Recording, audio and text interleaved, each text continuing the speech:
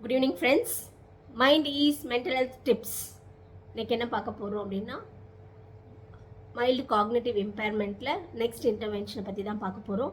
So வீடியோக்குள்ளே போகிறதுக்கு முன்னாடி வீடியோ லைக் பண்ணுங்கள், ஷேர் பண்ணுங்கள், மறக்காமல் சப்ஸ்கிரைப் பண்ணுங்கள், பெல் ஐக்கானை கிளிக் பண்ணுங்கள். அப்போ தான் நான் போடுற வீடியோ உங்களுக்கு உடனுக்குடன் நோட்டிஃபை ஆகும். வாங்க வீடியோக்குள்ளே போகலாம்.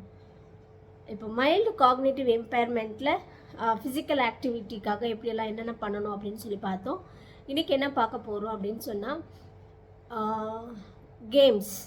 கேம்ஸில் என்னென்ன விதமான கேம்ஸ். ஏன்னா இந்த சீனியர் சிட்டிசனுக்கு அப்படின்னு சொன்னால், இந்த 60 வயது முதியோர்களுக்கு வந்து ஒரு ஆக்டிவிட்டி அப்படிங்கிறத வந்து எப்படி வந்து யூட்டிலைஸ் பண்ணிக்கணும் அப்படிங்கிறது தான் முக்கியமாக. வந்து பார்த்திங்கன்னா, அவங்க எதுலேயுமே இன்வால்வ் ஆகாமல் ஒரு பகிர்தல், மற்றவங்க கூட பகிரக்கூடிய விஷயங்களை பண்ணாமல், அவங்க வந்து நம்மளுடைய வாழ்க்கை எல்லாமே இவ்வளோதான் அப்படிங்கிற எண்ணத்தில் போகக்கூடாது. அப்படிங்கிறதுக்கான மெயினாக நம்மளுடைய அந்த காக்னேட்டிவ், அதாவது நம்மளுடைய தாட் ப்ராசஸ், நம்மளுடைய மெமரியை வந்து நம்ம வாழக்கூடிய வாழ்க்கையில் வந்து அதை டிக்ளைன் பண்ணாமல், சரிவு ஏற்படாமல் எப்படி பார்த்துக்கணுங்கிறத வந்து நம்ம ஃபோக்கஸ் பண்ணணும்.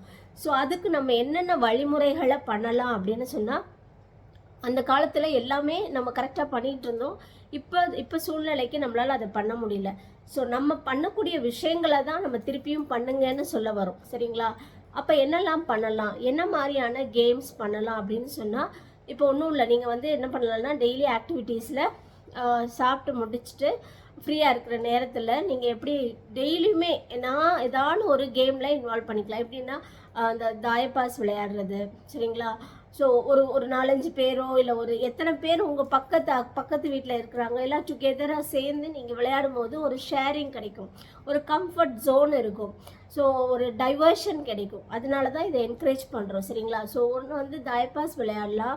எல்டர்லி, ஏன்னா அவங்களுக்கு வந்து அந்த ஆக்டிவிட்டி ரொம்ப யூஸ் பண்ணாமல் இருக்கிறதுக்கு ரொம்ப முடியல அப்படிங்கிறவங்க நீங்கள் அந்த மாதிரி வீட்டிலேயே விளையாடுற மாதிரி பண்ணலாம். ஓகேங்களா? அது இல்லாமல் இந்த எனக்கு வந்து எழுத படிக்க தெரியும் அப்படிங்கிறவங்க இந்த பசில் கேம்ஸு, மொபைலில் வர பசில் கேம்ஸு, இல்லை சூடோ விளையாடுறது, கார்ட்ஸ் விளையாடுறது, அந்த மாதிரி ஃப்ரெண்ட்ஸோடு சேர்ந்து கார்ட்ஸ் விளையாடுறது.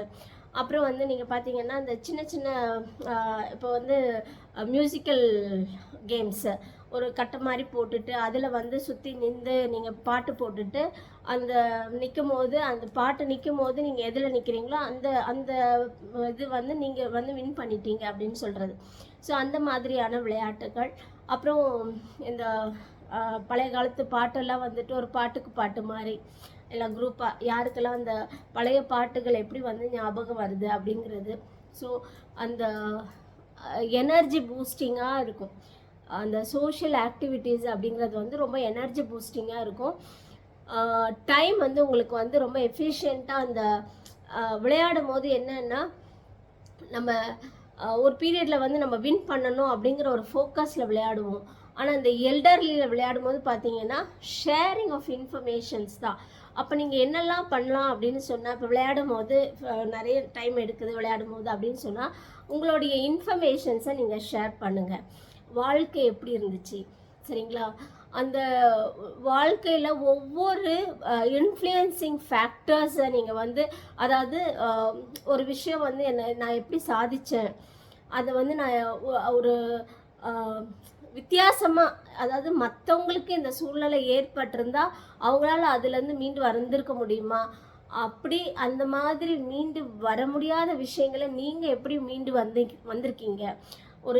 ஒரு லைஃப்பில் வந்து வாழ்க்கை எல்லாருமே வந்து பிறக்கிறோம், வாழ்கிறோம், இறக்குறோங்கிறதுல பலதரப்பட்ட எக்ஸ்பீரியன்ஸ் இருக்கும். அந்த எக்ஸ்பீரியன்ஸை நீங்கள் அந்த டைமில் நீங்கள் ஷேர் பண்ணிங்கன்னா உங்களுக்கு வந்து அந்த ஒரு புத்துணர்ச்சி அப்படிங்கிறது உங்களுக்கு வந்து ஒரு பூஸ்டாக வரும். அப்போ ஒருத்தருக்குள்ளே ஒருத்தர் பேசும்போது அந்த பகிர்தல் இருக்கும்போது ஒரு அப்ரிசியேஷன் கிடைக்கும். சரிங்களா?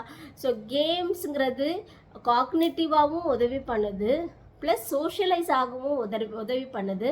அப்புறம் உங்களுடைய அந்த இன்ஃப்ளூயன்சிங் ஃபேக்டர்ஸ் ஆஃப் லைஃப், அந்த வாழ்க்கையோடைய தத்துவ முறைகளை நீங்கள் பலவிதமான தத்துவ முறைகள் பல பேரோட நீங்கள் ஷேர் பண்ணும்போது ஒருத்தருடைய அனுபவம் இன்னொருத்தவங்களுக்கு இல்லாமல் இருக்கும். ஸோ அந்த அனுபவங்களை நீங்கள் பகிரும்போது உங்களுக்கு ஒரு அந்த எனர்ஜி கிடைக்கும். அப்படிங்கிறத அந்த காக்னேட்டிவ் இம்பேர்மெண்ட் வந்து அந்த பகிர்தல் மூலயமா வந்து இம்ப்ரூவ் பண்ணுறத நல்லா பார்க்கலாம். அதுதான் அந்த சோஷியலைசேஷன்.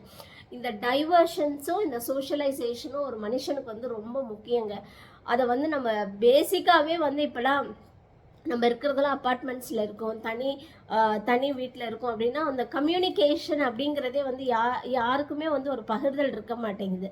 ஸோ அதை வந்து இம்ப்ரூவ் பண்ணோன்னா நம்ம வந்து ஒரு எப்படியாச்சும் அதை வந்து நம்ம ஆக்டிவாக கொண்டு வந்தால் தான் நம்மளுடைய வாழ்க்கையோடைய முறையை வந்து நம்ம வந்து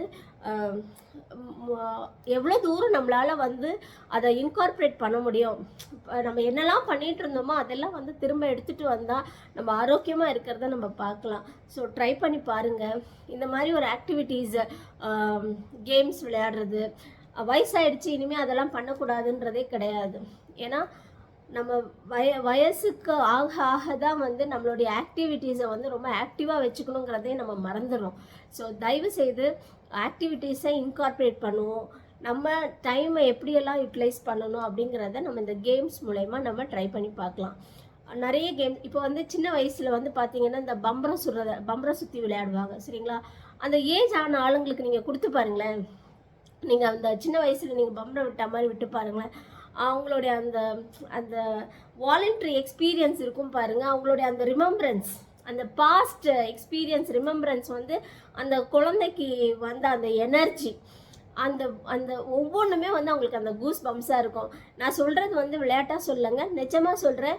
அந்த ஒவ்வொரு அந்த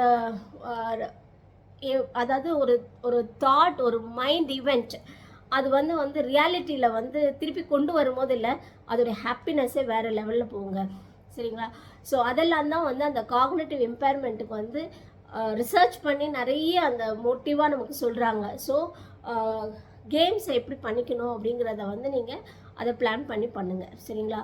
ஸோ சோஷியலைசேஷன், கேமிங் இது ரெண்டுமே வந்து எல்டர்லி பீப்புளுக்கு ரொம்ப ரொம்ப இம்பார்ட்டண்ட்.